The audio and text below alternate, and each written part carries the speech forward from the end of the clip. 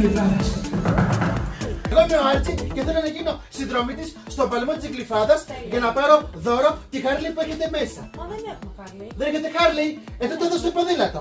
Ποδήλατο έχουμε. Ωραία. Λοιπόν, δώστε μου τα στοιχεία σας. Τέλεια. Είστε ο Άρτσι και είμαι ο Άρτσι. Άρτζι. Ωραία. Μένετε Γλυφάδα. Όχι. Αλυμό. Όχι. Ελληνικό. Όχι. Αργυρούπολη. Όχι. Βάρη, Βούλα. Όχι, όχι. Βουλιαγμένη. Όχι. Πού μένετε? Μεταξύ μας αυτό, Ο ταχυδρόμος θα το μάθει. Ας το μάθει, δεν με ενδιαφέρει. Ούτως ή άλλως εγώ, να ξέρετε, θα αλλάξω. Γιατί με το που κατέβηκα από το τραμ για να έρθω στο γραφείο της εφημερίδας σας, μαγεύτηκα. Λέω, Χριστέ μου, αυτή είναι η Γλυφάδα. Αυτό είναι το Los Angeles όλης της χώρας. Είναι το Los Angeles της χώρας όλης. Μ' άρεσε πάρα πολύ. Οπότε θα γίνω γλυφαδιώτης. Τέλεια. Πού είναι η σφραγίδα μου? Το χειρώθηκε. Ευχαριστώ πάρα πολύ. Καλές δουλειές να έχουμε. Καλή επιτυχία. Θα διαβάσω την εφημερίδα σας. Χαίρομαι πάρα πολύ. Τα έχει όλα μέσα.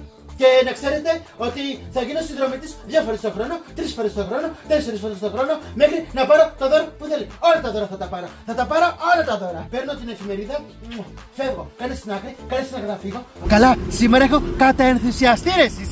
Γνώρισα και την Γλυφάδα και τον παλμό της Γλυφάδας, την εφημερίδα δηλαδή. Λοιπόν, με αυτή την εφημερίδα μπορείτε να μπείτε στο www.palmospavlaglyfada.gr και να βρείτε όλες τις πληροφορίες για τα νότια προάστια. Τελείωσα. Το αποφάσισα. Θα γίνω γλυφαδιώτης. Είμαι ο Άρτζι και σας το υπόσχομαι ότι θα γίνω ο καλύτερος γλυφαδιώτης.